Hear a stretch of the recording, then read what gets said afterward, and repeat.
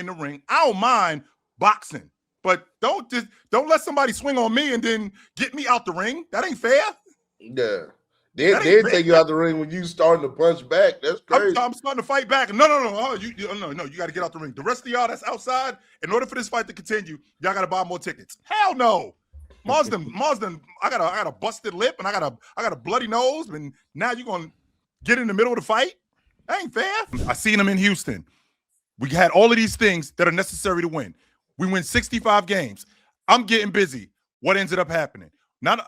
We win 65 games. I get busy. What ends up happening? They lost to the KD Steph Warriors jail. Okay, but don't make it.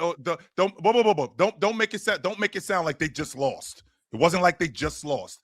We had a collapse in the fourth quarter. Yes, we did. His second best player wasn't healthy. Yes, they did. Even if his second best player wasn't healthy, what I want to do is, again, real talk. The facts that you're spitting. Can we spit? You can make this combo get nasty. Can we spit more facts? Can we spit more facts? They had a collapse in the fourth quarter. James Harden was there when that collapse happened, right? So now I get Russell Westbrook. When I get Russell Westbrook, I got not one dude on the crew. I got two guys on the crew averaging 25 a game. And we're awesome. Facts. We are awesome. Yes. And who held up their end of the bargain in the playoffs? We end up running into the Los Angeles Lakers. Yes, we do. And who balled in that series? James Harden played well. Yes, he did. Okay, and what was Russell Westbrook doing? The other guy that's averaging 25 plus. He didn't give you much. Okay, but I'm not he saying that. Okay, James Harden played fantastic that series. Okay, yes, he 100% did. Absolutely. And I'm not saying that James Harden doesn't ever show up in the playoffs, real talk. Let's not do that. Let's not say that James Harden, I've never gotten anything from him in the playoffs, because I 100% have gotten him in the playoffs. However, I have seen those games. So like I just said, fast forward, we move to Brooklyn. The same thing happens. He ends up breaking down. He gets injured. Kyrie Irving. That's not the same thing. Also. That was the first time he's broken down. Don't forget about that shit in Philly too. We ain't even get to Philly yet. We're not in Philly yet. No, but he gets to Brooklyn and he breaks down. Why does he break down? Because he didn't take care of himself, and it affected them in the playoffs. If he would have showed up, they would have been better. Purely speculation and an assumption on your end. Why would that? I know exactly what that boy was doing in Brooklyn. I know exactly what he was doing in Brooklyn. Taking care of himself. We've seen he was clearly not taking care of himself. Because if he was taking care of himself, he would have been in better shape. That's a fact. He would have been in better shape. The guy that handles the ball all game and plays 35 plus minutes every night and is playing 70 plus games every season isn't in shape. Why did he break down then? You mean, real talk, are we really sitting up here? Why did he have the one injury he's had in his career? Are we really sitting up here talking about, are we really sitting up here discussing James Harden really being in shape? Because yes, he was not in shape when he was in Brooklyn. How do you know that when he's playing every season? He had the fat suit on. Do you remember the fat suit? And then all of a sudden, so if it's a fact, what's it going to do with being in shape? Do we not see Nikola Jokic right now? Yes, we have seen Nikola Jokic right now. Nikola Jokic right now. Not everybody is built like Giannis. Let's stop that right now. Not everybody is built like some people are built like Nikola Jokic. James Harden was not in shape. It was clear that he had broken down. You saw it in the playoffs. You saw what ended up happening to him in the playoffs. And my point, if I get a better performance out of James Harden when we play against the Milwaukee Bucks, we could beat them. Kevin Durant does not have to go for 55. Kevin Durant does not have to go for 49. Also got hurt that doesn't have to happen. So now let's move. Kyrie got hurt. Okay. Once again, Kyrie wasn't in shape. Yeah, that was a contact injury. That was a contact. Yeah. So like I'm saying, Aaron Gordon is not in shape. You see them hamstring injuries he dealing with. When we moved to Philly, because he didn't want to be in Brooklyn in the first place. He got talked into going there. He didn't want to be in Brooklyn in the first place. And then one of the guys that he got talked into playing with in Brooklyn didn't play. He decided that he wasn't once in a century pandemic happened, and he decided he wasn't getting the jab. Chill. So guess what? If I'm supposed to come over here and play with Kyrie and Kevin Durant And now I've gotten over here. And number one, Kyrie goes down in the playoffs. And then the next season, he doesn't want to get the shot so he can play all the games. He got talked into playing with them dudes. He didn't want to play all the games. Because he ends up in Philadelphia, which is where he wanted to be in the first place. That's where he wanted to be. He didn't want to be in Brooklyn. He got talked into going to Brooklyn. But he ends up in Brooklyn, fine. And it doesn't work because of injuries, because of the pandemic, whatever you want to call it. So now he moves to Philadelphia, playing with arguably the best player in the league. Now you, real talk, are the epitome of talking about the best player in the league delivering. And not only the best player in the league delivering, but the other guy running with him delivering also. You have said that to me countless times. You stay on Joker. You stay on Joker. Am I living? No, don't do that. What else did he do? What else did he do? No. Again, talk about the peaks, but also let's talk about the valleys. Wait. We could talk about the highs, but let's talk about the lows. Ron, stop. Because let me ask you this question in all seriousness. Yes, Harden has some pitiful performances in that series. I can agree on that. However, what this is about. Can you think about a playoff series in which you're playing on a team and your second best player won you 2 games? The second best player won you 2 games. And he lost you 4. Who cares about the 2 games? He did not lose Philadelphia 4 games. That's a lot. Real talk. Game 5, game 6 in your building. Are they supposed to win that game? Did you see those fourth quarters, real talk? When they're up, by the way, they're up in the series. We're up 3-2 in the series. We win game 6. Series is over. We're done. Goodbye, Boston. Why were you up 3-2, Chill?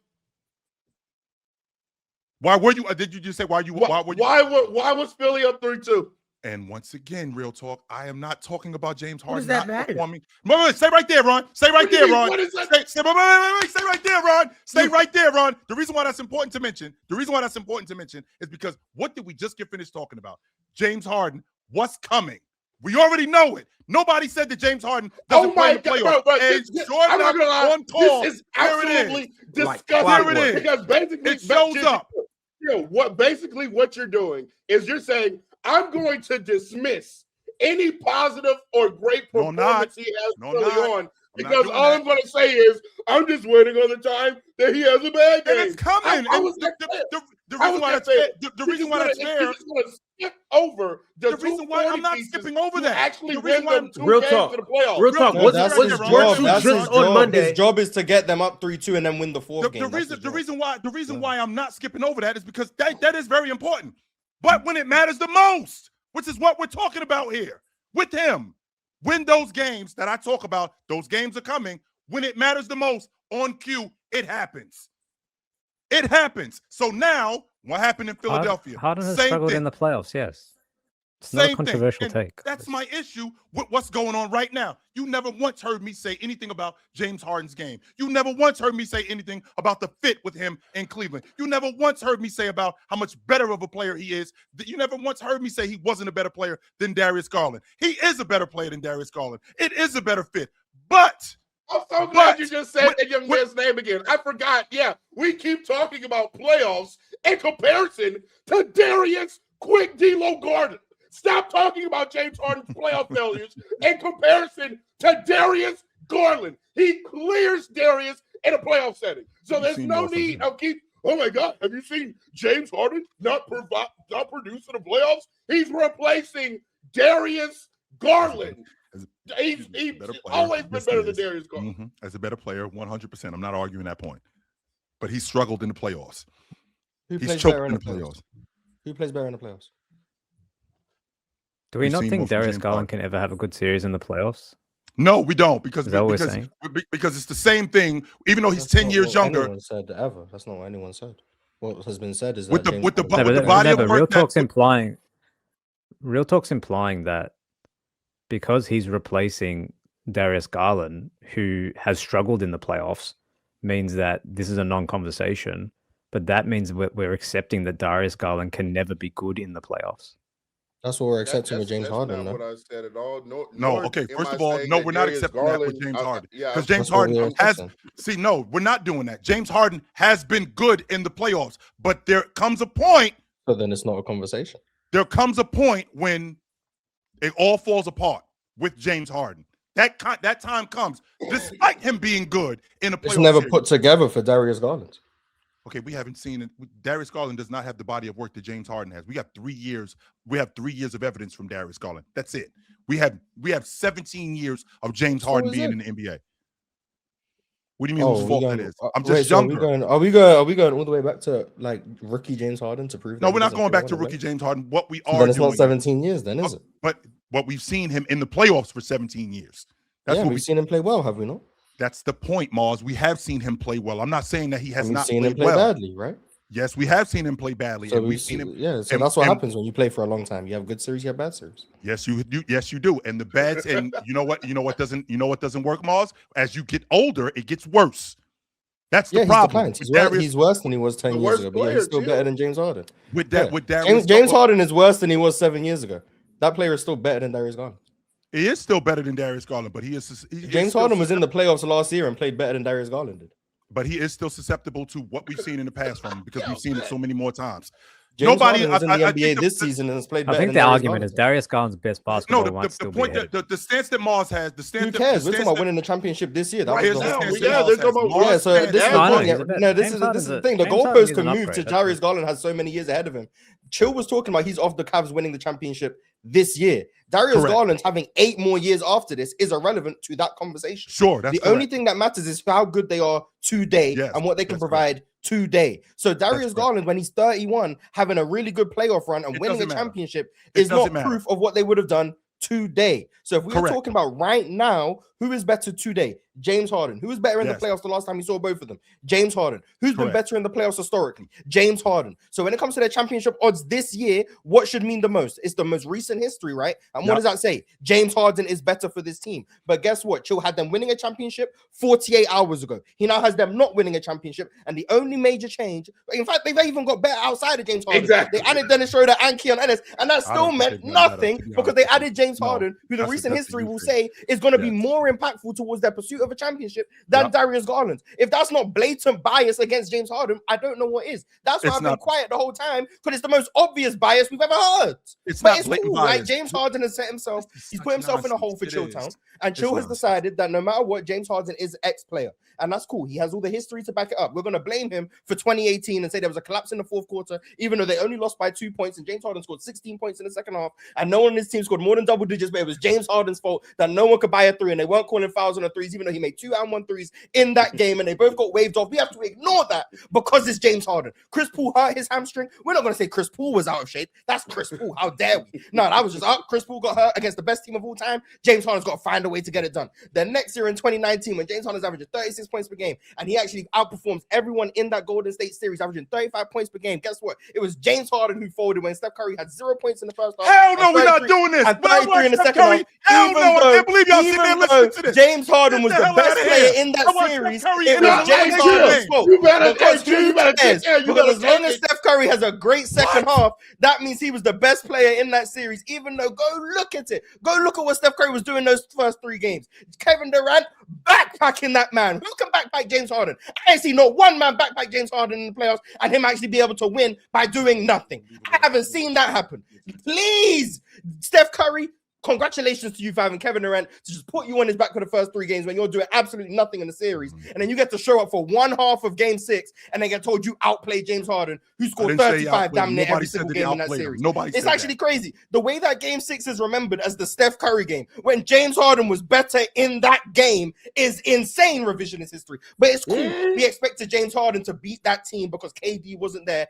Even though that was a Chris Paul who was a shell of himself, James Harden was playing better than everyone in the series, but it's just James Harden. He meant to figure it out. That's what's meant to happen. He just meant to figure it out. 2020, they go into the bubble. Russell Westbrook is hurt. But guess whose fault is that they lost? James Harden once again. It's James Harden's fault. Who cares, right? It's James Harden. 21, he goes to Brooklyn. Apparently, he's the only person who a hamstring injury means they're out of shape. Aaron Gordon ain't out of shape. Jalen Green ain't out of shape. Chris Paul in 2018 weren't out of shape. James Harden, the guy who's never missed a game in his career. The only superstar alongside LeBron James and before this year, Jason Tatum. Jason Tatum and LeBron James are the only superstars before this year. Jason Tatum tore his Achilles. Obviously, we're not going to say he was out of shape. So James Harden, LeBron James, Jason Tatum. They're the only modern day superstars you could rely on year in, year out to play 70 plus games. Just to illustrate this point, James Harden, from the moment he became a star in Houston, 78 games, 73, 81, 82, 81, 72, 78, 68 in the bubble year, which is out of 72 games. He then gets to Brooklyn, has his first injury of his career, and now it's like, James Harden, out of shape. Yeah, we knew it. It was only a matter of time. Guess what? Since that hamstring injury, been nothing but durable once again. 72 games at 34 years of age, 79 games last year, but James Harden, out of shape. Who cares? But you know what? We're going to blame him for that too. Even though James Harden played on a hamstring injury that doctor said she shouldn't have been playing for months, he tried to come back and help his team, but it's James Harden's fault. He went 5 for 17. When the man couldn't even move. When Aaron Gordon was out there in game 7, when Aaron Gordon was out there against OKC with a grade 2 hamstring. Y'all hear that, Violin? Guess what everyone did? When Aaron Gordon was out there for game 7 against OKC, everyone gave Aaron Gordon credit. For even though he wasn't great, he couldn't move. Same thing with Michael Porter Jr. Couldn't raise his arms. No one was like, you know what? These guys are just bum. You know what? You know what they did? They acknowledged that these guys were fighting for their team, trying to be out there and help in any way they could. But James Harden, he's 5 for 17. It's his fault. Yeah, I guess. Cool. He then goes to Philly, and Philly is the first time I would actually say this is where James Harden, it looks like the decline is here. The hamstring was cooked. The first step wasn't the same it was. He's still able to, in 2023, win you 2 games in a series. 40 points multiple times, game winners. And guess what? He's playing alongside the league MVP, who's also not healthy, by the way. And apparently, James Harden is the first second option in the history of second options that when the first and second option play badly, it's the second option's fault. What sense does this make when Kawhi Leonard and James Harden play next to each other and both of them have a bad game? It's James Harden. When Joel Embiid and James Harden are next to each other and James Harden is not the MVP and Joel Embiid is, it's James Harden's fault. I've never seen a second option get criticized for bad games more than the first option. He's the first one I've ever seen get that treatment. Please, someone enlighten me to another second option who gets criticized more for their bad games than the first option. Okay, so please, in that same game 6 or game 7 against Boston, when we're criticizing James Harden for going 3 for 11, Joel Embiid was 5 for 18. Why are we hearing that it was James Harden's fault? Why can't the MVP, by the way, who was also injured, I want to acknowledge that because I'm willing to acknowledge context when it comes to these guys. James Harden is the second option being criticized for a team losing when he won them 2 of the games in the series in which Joel Embiid didn't even play the start of the series and James Harden was still keeping them afloat. And instead of acknowledging that and saying, how this second option at 34 years of age is actually keeping his team afloat while they try to get the MVP back, we're going to say, but he sold in the closeout game alongside the MVP and his cricket's about him. Cool. I guess. Last year on the Clippers against the Denver Nuggets, James Harden, look, he folded in game 7. Does anyone remember game 6 when they were down 3-2? Is that not a big game when James Harden goes and scores 28 and wins them that game? No, that's not a big moment. Down 3-2. But guess what? If James Harden would have played badly in that game and they would have lost, James Harden in the biggest moments, folding again. But now I guess because he's actually tied the series up 3-3, now the only biggest moment that matters is game 7 where he actually plays badly. So the game 6 where he actually got them to the game 7 means nothing because guess what? The next game is always the bigger game. So eventually, James Harden, and this is the trick that they do. Keep going, Moss. Keep going. Because when James Harden starts the series well, they say it's only a matter of time, right? That's the thing. It's only a matter of time. Right.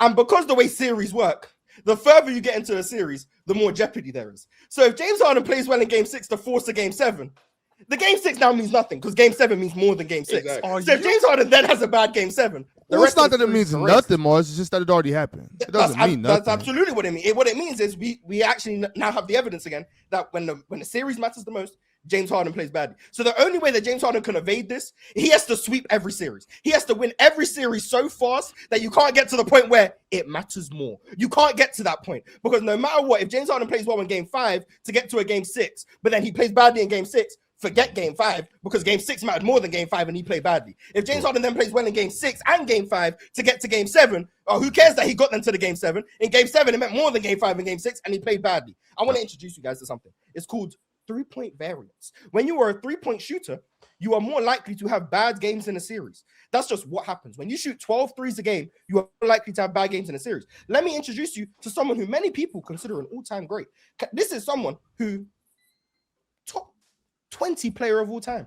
These are games they had within series. By the way, towards the end of series, 10 for 27, 6 for 17 from 3. They won the game though. Who cares? 5 for 17, 2 for 7 from 3, 15 points. They won the game. These are closeout games, by the way. They won the game though. Who cares? Oh, okay. So we are in a series. What is the series? Tied 2-2. 7 for 22, 0 for 9 from 3, 16 points. They won the game though. Mars, when you get done, can I ask you a question? No, let him keep going. No. They won the game. I said they won the game. They won the game. Let him keep going. They won the game though, so it's fine. So who cares that you go 10 for 27 in a closeout game? Who cares that you go 5 for 17 in a closeout game? By the way, the game before that, you had 20 points for 7 for 16 and 2 for 5 from 3. By the way, but then once again, tied 2-2, 7 for 22, 0 for 9 from 3. It's same player, different playoff run. What is this? You start a series. You start a series going 5 for 12, 6 for 16, and 7 for 23, but you're up 2-1. Oh my God. So I guess the performance doesn't matter. You're up 2-1. It's cool. Whatever. I guess. You then go into another series. You go 6 for 17 and win the game. You then go in the closeout game, 6 for 17 again for 21 points. That is cool. I just gave you 22 Stephen Curry, in which they won a championship, 10 for 27, 5 for 17, and 7 for 22, all in games in which they won, 2 of which were closeout games, 1 of which was game 5 of the NBA Finals, and they won the game. Cool. I then also gave you 2019 Steph Curry, 3 games, of which the first 3 games of the Houston series, in which he just drastically outplayed James Harden. Do you want to know what James Harden was doing in those 3 games, by the way? I could definitely tell you. If you want to know what James Harden was doing. You're already there, Mars. Let's keep going. Let's keep going. Let's keep going, Mars. All for fun and games. Let's see what James Harden was doing in those 3 games. Please, let's keep going. 35 points, 29 points, 41 points. So in the first 3 games of the series, James Harden was averaging, James Harden was averaging 35 points per game, scoring 35, 29, 41. He was then down 2-1 in the series. Meanwhile, Steph Curry could put up tour dates and be up 2-1. Then if you want to say, oh, well, look how they ended the series. Okay, cool. I'm going to give you the last 3 games of the series. James Harden in the last 3 games of the series, 34.7 points per game. No, James Harden played well the whole time. And if you want to know efficiency, James Harden shot 44% from the field, 35% from 3 while averaging 35 points per game. I could tell you Steph Curry's efficiency. You know what? I'm going to tell you Stephen Curry's efficiency just so that no one can accuse me of leaving out information. Stephen Curry in that same series in which he had the 33-point second half, 24 points per game, 40% from the field, 28% from 3. But he won the series. We need to say James Harden underperformed. Steph Curry rose to the occasion. No, the fuck he did not. He had a better team. Kevin Durant was there for 5 of the games. Kevin Durant was the best player on the court for Golden State in the first 4 games, undeniably. But that's cool. Guys are allowed to have teammates who play well. The only guy who can't do that is James Harden. Steph Curry can underperform in multiple games in series, and no one cares because his team is good enough to then win the games. James Harden's team was not good enough to then win the games because they needed James Harden to play at a level that was consistent throughout. And I'm telling you, when you have 3-point variance, which is what Steph Curry has, which is what James Harden has, and you know who I could also go to? Jason Tatum. These types of players who shoot 10 threes a game are going to have games within series in which they do not make threes. The only person who this then means they never play well is not some of it. You can't. We're going to unpack all of it. But it's fine. So you know what? I'm actually going to go with Jason Tatum. We don't need to do the finals run. Everyone knows what happened in the finals. We're going to unpack all of this. Everyone knows what happened. We're going to unpack all of it. Everyone knows what happened in the finals run. I don't even need to bring that up. I don't need to bring up the finals run. So we have Jason Tatum, 8 for 21, 1 for 10 from 3 in a 2-point loss to the Atlanta Hawks. 19 points in that game. Jason Tatum, 7 points against the Philadelphia 76ers. Oh, who remembers that Jason Tatum game in which he had a really good 4th quarter, but he actually shot terribly the whole game and they won the game? All I had to hear was Jason Tatum showed up in the 4th. But God forbid James Harden, God forbid James Harden go 5 for 21 and have 19 points. God forbid. But shout out to Jason Tatum, one of the best game 7s we've ever seen. Yes, sir. You know what? 6 for 10 from 3. Shoot, shout out to you. When threes go in, all of a sudden you look unstoppable. Absolutely, shout out to you. 100%. But anyway, then we can go on to the next series. Oh, what is this? 6 for 18 against Miami. Damn. 8 for 22, 0 for 8 from 3 against Miami. God damn, and that's 23, Jason Tatum. We know what happened in 24 when he couldn't buy a jump shot the whole playoff run. Actually, let's go through it. 7 for 18, 1 for 8 from 3. 6 for 16, 2 for 7 from 3, 22 points. 5 for 14, 2 for 6 from 3, 20 points. Then, and by the way, they won 3 of those games. And this was against Miami first round. They then go to Cleveland. 7 for 19, 0 for 5, 18 points. 7 for 17, 25 points. Shout out to you. Get to that free throw line, Jason Tatum. You then go into the next series against Indiana. 11 for 26, 3 for 11 in the closeout game. Shout out to you. Win the game in a sweep. Shout out to you. Then the first game of the finals, 6 for 16, 16 points. 6 for 22, the next game, 18 points. Game 4, you lose 4 for 10, 15 points. Shout out to you. Guess what? You won a championship doing all of this, by the way. But God forbid James Harden struggled from the three-point line in an important game. God forbid. Meanwhile, I just gave you all of these struggle games in which they're winning 90% of them. Winning 90% of these games. Absolutely. But James Harden is apparently the only player who's not allowed to make shots. God forbid he actually just had a teammate that was actually able to pick up when he's not making threes. God forbid. Maybe he has that guy now in Donovan Mitchell. You know, Donovan Mitchell is one of the best playoff scorers. That's what I get told. Donovan Mitchell, the best 2 guard in the league. Why can't Donovan Mitchell pick up the slack when James Harden go 2 for 11 from 3?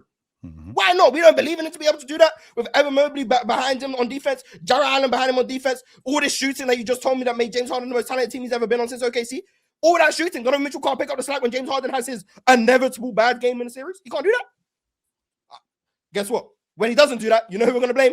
James Harden. Not the best player on the team, Donovan Mitchell. We're going to blame James Harden. Crazy. But yeah, go ahead. You can respond if you want. Okay. So Mars, you started the conversation, Mars, with him not being in shape with this hamstring thing. So I want to rewind the clock back to 2015. I started with 2018, but sure. So when we rewind the clock back, because again, I believe it was Chris Paul who had the hamstring injury because he wasn't in shape. He wasn't. So rewind the clock. So rewind the clock back to 2015 because that's where this all started. This all started with Kevin McHale, who said that James Harden showed up to camp out of shape. Not only did he show up to camp out of shape, he plays his way into shape throughout the course of the season, which ends up hurting him once the playoffs come because he ends up running out of gas. That ultimately got Kevin McHale fired because he called out James Harden for that. So that's a problem number one, because we also saw that with James Harden. We saw that with James Harden in Houston. We saw that with James Harden when they played against San Antonio. We saw that when they played against San Antonio in 17. We saw that with James Harden in 18 because he plays himself in shape. So the idea of him not being in shape, the idea of you guys criticizing him for not being in shape, that's a fact. He has not been in shape. Now, at no point did I ever come up here and say that James Harden does not perform in the playoffs. He does get busy in the playoffs. I've seen him get busy in the playoffs. I will say this, though, in defense of Chill or the ones that do have the position of, hey, James Harden is that guy in the playoffs, right? I'm not a James Harden guy by no means of the imagination. I don't want to get that me and Mars are not one and the same. I think Mars advocates for James Harden a lot more than I do, right? But my problem with the conversation is not that, yes, Harden does have some shortcomings in the playoffs. That's undeniable. You simply cannot deny that fact. But he's better than Darius Garland, which is my point. And I think Mars, by the way, I'm with you on that, by the way. That's also my point for today. Yeah, as far as I also feel like James Harden's career. He's better. I also feel like James Harden's career is just horribly out of context in this conversation. But the overarching point is he's better than Darius Garland, no matter how you want to slice it. But just the idea of we know who James Harden is. Also want to state that in that Philly series, I didn't only call James Harden the bum. I also called Joel. Oh no, you've been consistent calling Embiid the bum for sure. I called both. Another thing I also disagree with. Well, I mean that series, but you know what I mean. I think Embiid did get some criticism. I think Joel Embiid's a great basketball player, but he just do bum shit sometimes. Oh, and Tobias Harris too. Tobias Harris really folded too. So it's just in some people's best interest to not play when they're injured, man. I guess James Harden playing with a hurt hamstring. Now it's his fault. Brooklyn lost. Embiid playing with a sprained knee in 23. Now it's his fault. I mean, I guess. But Mars, that's a part of the game though. Like I said before, like I enjoy what we do, but at the end of the day, like who gives a shit what we think? Like you play basketball, you know what I'm saying? Like if you hurt and y'all lose, James Harden shouldn't care and Joel Embiid shouldn't care. I'm saying he cares. I'm saying if we can acknowledge, if we know that these guys are hurt, and then we're still going to just act like they're not for the sake of pushing agendas. No, it's not acting like they're not. For me, I'm speaking for myself. I'm not acting like you're not hurt. I know that you're hurt. Still didn't perform though. You know what I'm saying? That's where I'm at with it. As a professional athlete, you're catching criticism for not getting it done, regardless of why you didn't get it done. I don't care about why you didn't. I mean, that is if you're hurt, isn't the why important though? No, not really. The further you get removed from it, not really, Mars. It doesn't. If you're hurt, you're hurt. If you're playing, you're playing. Yeah, it's just going to be. It's just going to be more like an L on your resume for most people. But That's just so the you way. guys think that's how it should be. No, it's not how it should. I think yes. I do think so. Yes, as a professional athlete, if you don't get it done because you're hurt, as long as you're on the court, Mars, as long as you're on the court, the why doesn't really matter. And it's not supposed to be fair, but you're not you don't have a fair. If you're profession. not on the court, shouldn't the same thing happen? If you're not on the court because of what? Like, what do you mean? What do you mean by that? You're hurt. You're not on the court. You're also not helping your team win. Shouldn't you get criticized? I mean, sure. Why not? I guess so. I mean, we all have our own criteria for that. You know what I'm saying? For how you criticize or how you show a player love, whatever. That's your own thing. I don't know if there's a really like a format to it or a template to it. You know what I'm saying? But for me, it's like if you're on the court and you're playing, I just can't give you any bail. Like I can't give you any bail because this is an unfair sport. It's an unfair profession. You know what I'm saying? That's why you. That's why it doesn't give. That's it's why not you like get a the big moral bucks. victory. I feel it's not like a moral victory. I'm not saying like, it doesn't matter that X player played badly because they were hurt. Because at the end of the day, you didn't help your team win. So it matters in that context. But in the context of, this guy's not a good playoff performer or whatever the conversation may be, I feel like the context of them being hurt is relevant. Like it's different. It's different than saying they would have won if he was healthy. That's a different conversation. Right. But saying, I don't want to use Joel Embiid or whoever, but like saying they're not a good playoff performer because they were hurt when they played in the playoffs, kind of like Darius Garland. Like saying, Darius Garland just not a good playoff player, but like broken jaw, foot injury, like Austin Reeves last year. Just trade him. God was playing hurt. Like, okay, no, see, real talk. I'm looking at you with both of those statements, by the way. But the guy's hurt. Like, I feel like if they don't play, you then have the element of we don't know what would have happened. And if they were healthy, we could have won. But then when they go out there hurt, trying to help the team, they then get demonized and criticized for not playing up to their standards. And it's like, well, they could have just not played if that was the case. And I'm not saying they should care about our opinions. If they think they can help the team go out there and play, I'm not saying that. But from our perspective, I think we should do a better job of trying to be fair. That's right. Hey, Mars. To your point, Mars. Shut up. I understand. Okay. I get what you're saying. I get what you're saying, Mars, and that's a very valid point. I do feel like if you hurt and you play and it doesn't go your way, that we shouldn't say, that person's not a good basketball player or that person sucks. Like, no, I don't. I'm not going that far with it, but I am saying that if you're on the court, you're gonna get judged for what you do.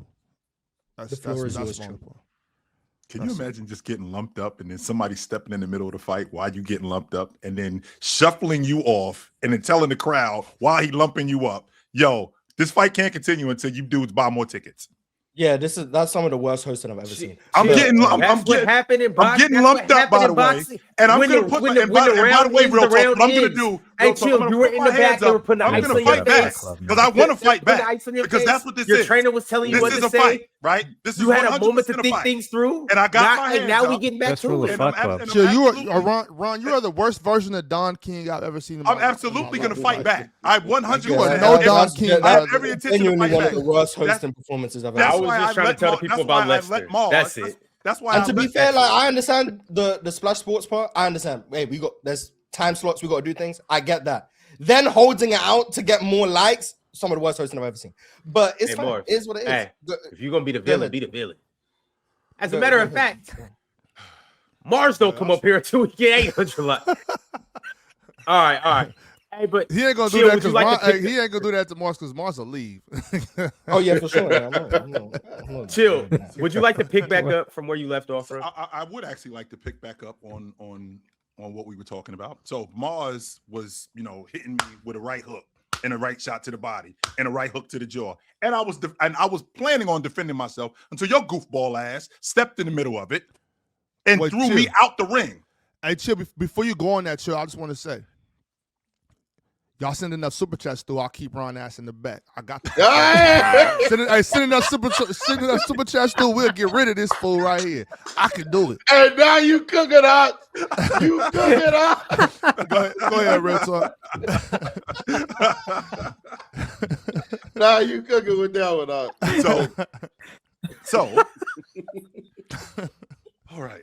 It's kind of interesting that we was in a fight, and then now we got to get back to it. And I'll get his ass out of here, Chad. Where was I? Okay, Mars. I think where I was, if I remember correctly. So we started with the injury. We started with the injury issue with James Harden, and I talked about Kevin McHale and why James Harden ran out of gas, because he always played himself into shape. So what we can't do is we can't talk about James Harden not being in shape, because he wasn't. He was never in shape. He's notorious for playing his way into shape, very much like Shaq did when Shaq was with the Lakers. Only except Shaq had the kind of supporting cast to carry him when things weren't going good. That absolutely happened. However, when we move forward, I never once up here said that James Harden doesn't get busy in the playoffs. He got busy against the Warriors in 2015 in the playoffs. They just lost to a better team. He did have I believe he had one of those stinkers. And I'm not running down the numbers like you did. I'm going off the top of what I'm going off the top of what I saw. I believe it was game 5 where he had like 12 points and 7 turnovers in the closeout game against the Warriors. Yeah, it was bad. It was bad. Once again, so he broke the playoff record for turnovers in the game. He was awful. Yeah, he was absolutely awful. And moving forward, which is ultimately what got Kevin McHale fired, because he called out James Harden for his inability to stay healthy, because he runs out of gas at the end of the season. Same thing happened when they played against San Antonio. We saw the stinker that he had, I believe it was in the closeout game in game 5 in 2017, because he did run out of gas, because he wasn't in shape. Now, moving forward, Mars, with him getting busy, James Harden, when he left Oklahoma City because he wasn't a complimentary player. He left Oklahoma City because he wanted to be a numero uno. That's what he wanted to be. And he was a numero uno when we just didn't know it. That's the difference. We didn't know he was a numero uno. He was a complimentary. They didn't pay him.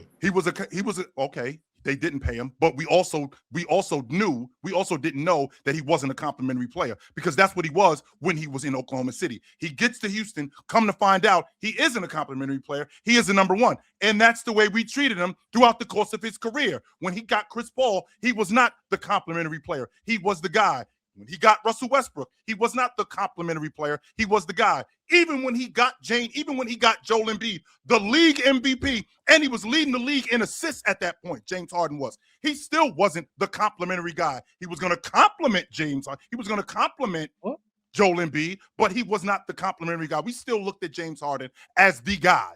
No question about that. And then he moves to the Clippers. As good as Joel Embiid was, we still looked at James Harden as the guy on that group. In fact, he's going to be the difference in why they get over the hump, because they didn't have that before they traded for James Harden, because Ben Simmons couldn't score the basketball. Ben Simmons wouldn't look at the basket. That was the difference in why they couldn't get over the hump. We get James Harden, now we're going to get there. And come to find out, with him leading the league in assists, it looked like it was happening. So now we move forward to when he gets to Brooklyn. When he gets to Brooklyn, these guys are going to play well off of him. Kevin Durant's going to play well off of him. Kyrie Irving is going to play well off of him. It doesn't work. Why? Because a total of 17 games, these guys, I believe 17 or 18 games these guys have played together that one season total. It was something like that they played together. And one of those was largely due to the fact, rewinding the clock about what I just said, James Harden came to camp because he was hurt. He had a hamstring issue, and that hamstring issue was because he wasn't in shape. So that ended up hampering him. Now we move forward to when he moved forward past Philadelphia to when he's with the Clippers. He's actually taking better care of himself. He came out and said that he was taking better care of himself. But we still see the same thing.